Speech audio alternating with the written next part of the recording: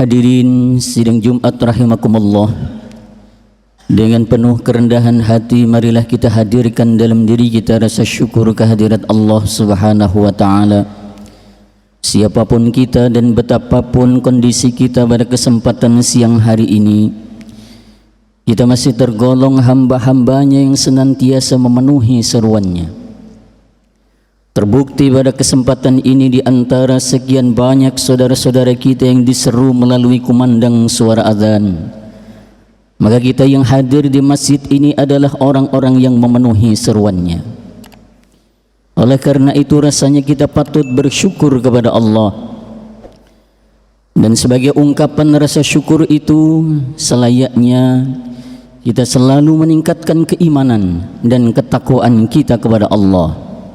Karena kita yakin, seyakin-yakinnya tidak ada jalan yang layak untuk kita lewati agar kelak kita memperoleh kemuliaan di sisi Allah kecuali jalan keimanan dan ketakwaan.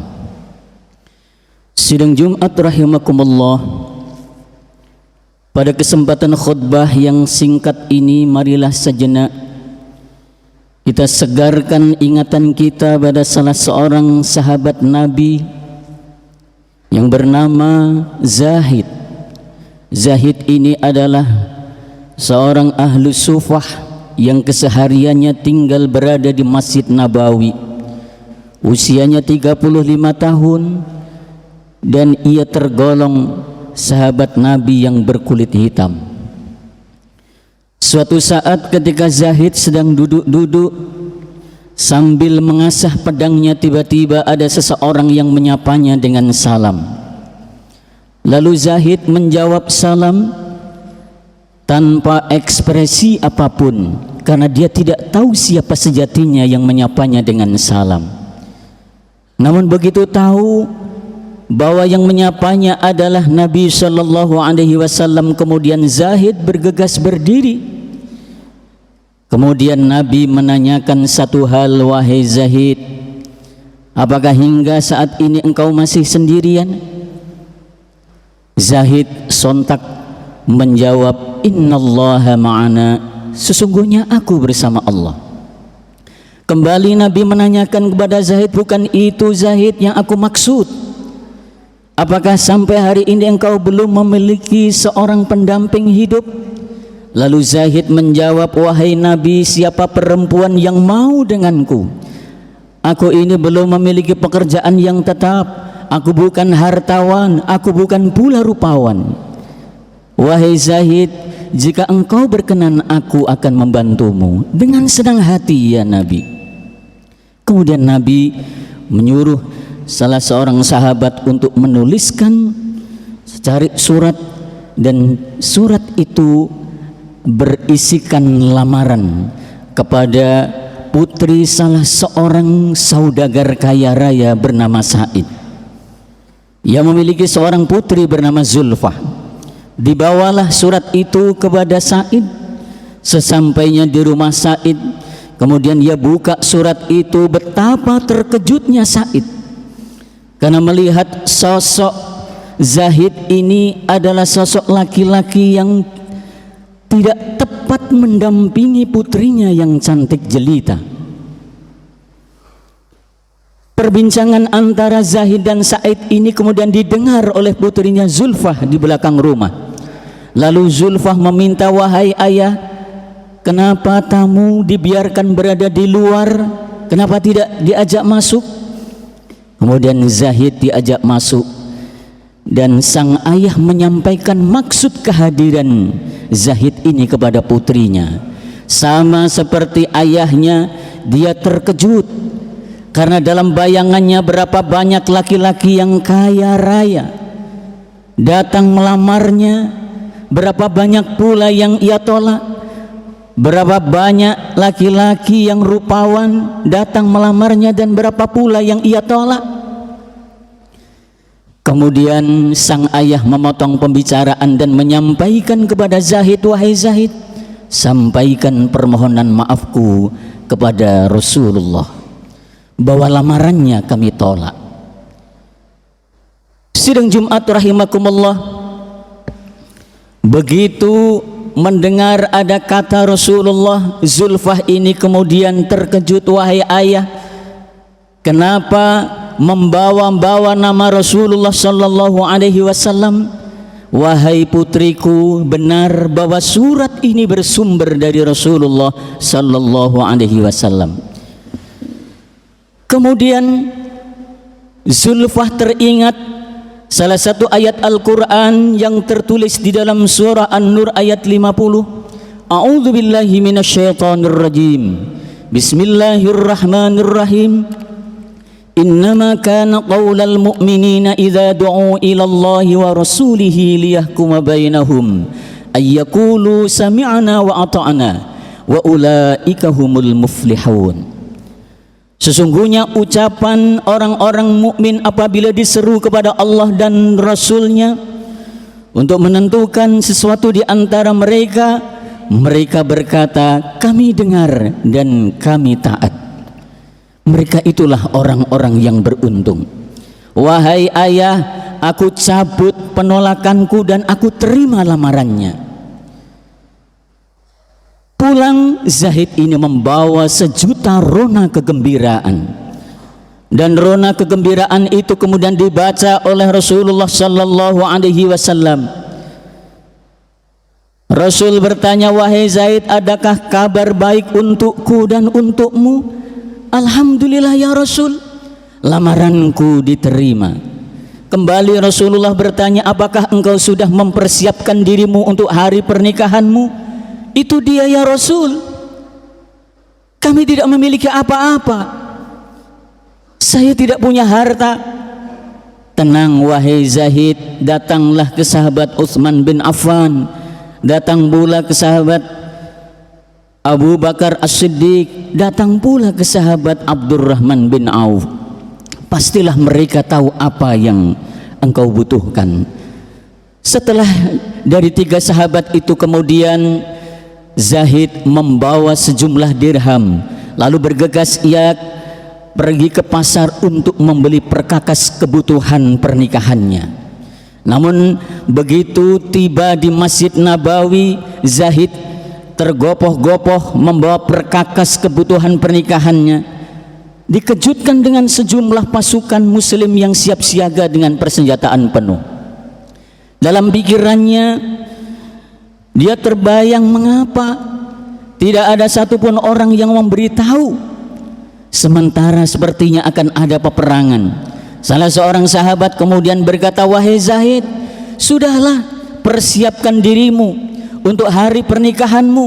Biarkanlah kami ini akan menyongsong pasukan kafir yang sudah berada di tapal batas kota Madinah.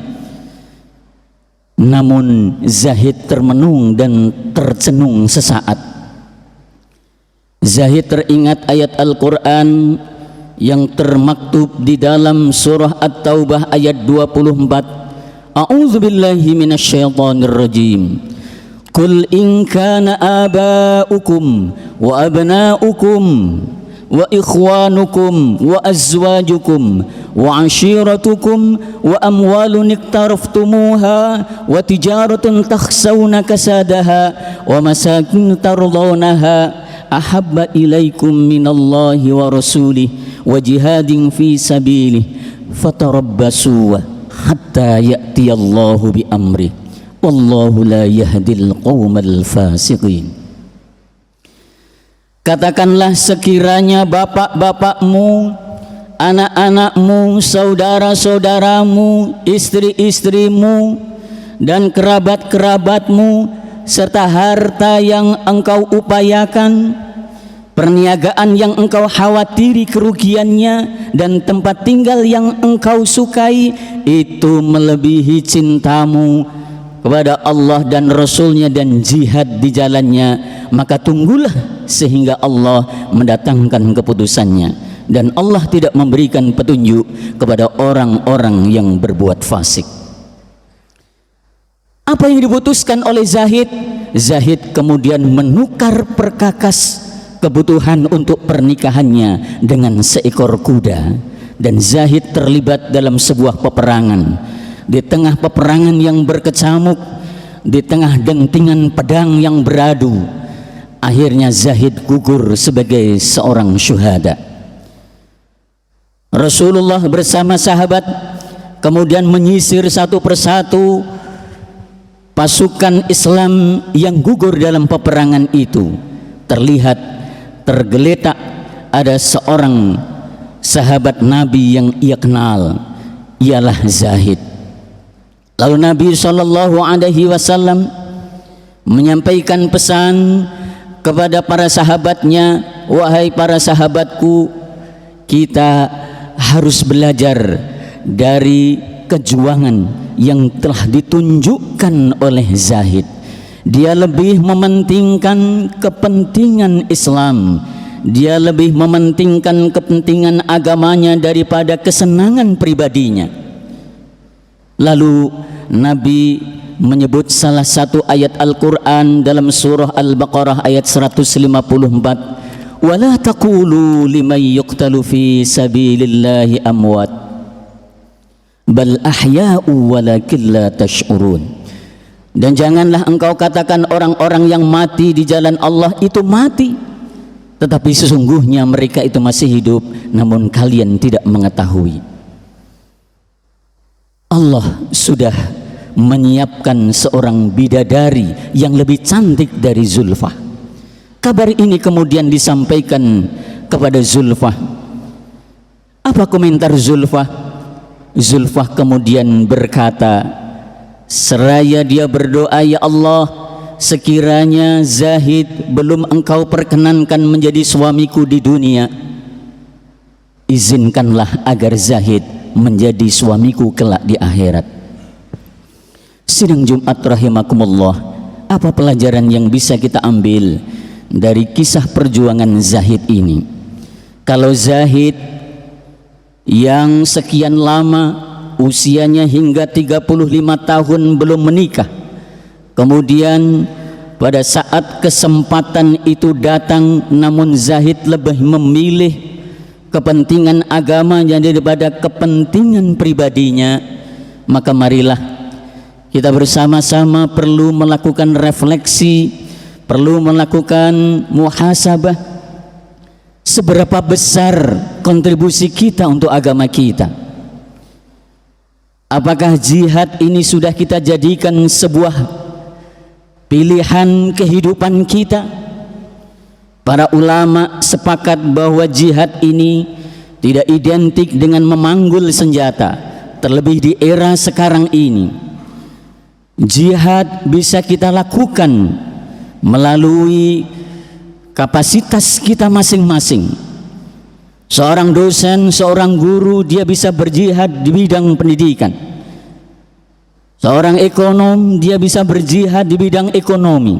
Seorang dokter, dia bisa berjihad di bidang kesehatan. Sesuai kapasitas kita masing-masing. Kalau di rumah kita dekat dengan musola atau masjid, sudahkah kita terlibat dalam kegiatan syiar dakwah di daerahnya? Kalau di tempat kita ada majelis taklim, apakah kita ini sudah berkontribusi menghidup-hidupi majelis taklim? Karena ini adalah bagian dari upaya kita untuk mensyiarkan nilai-nilai Islam, dan ini adalah bagian dari jihad. Sidang Jumat rahimakumullah, oleh karena itu marilah di sisa hidup kita, dimanapun kita berada, di kampus, di rumah, di lingkungan kantor, dan dalam skup yang lebih luas lagi, kita harus memiliki tanggung jawab untuk berdakwah. Karena ini menjadi tanggung jawab kita bersama. Seberapa besar kontribusi kita, sumbangsih kita untuk agama kita, seberapa besar itu pula tolak ukur di mana kita terlibat dalam kegiatan dakwah sebagai bagian jihad dalam kehidupan kita. Mudah-mudahan Allah Subhanahu wa ta'ala senantiasa menuntun dan membimbing kita, selalu berada di jalannya, dan selalu bersemangat untuk memperbaiki diri dan juga memperbaiki keluarga serta masyarakat. Karena ini adalah bagian dari tugas kita bersama. Barakallahu li wa lakum fil Qur'anil azim wa nafa'ani wa iyyakum bima fihi minal ayati wadh-dhikril hakim wa taqabbala minni wa minkum tilawatahu innahu huwas samiul alim.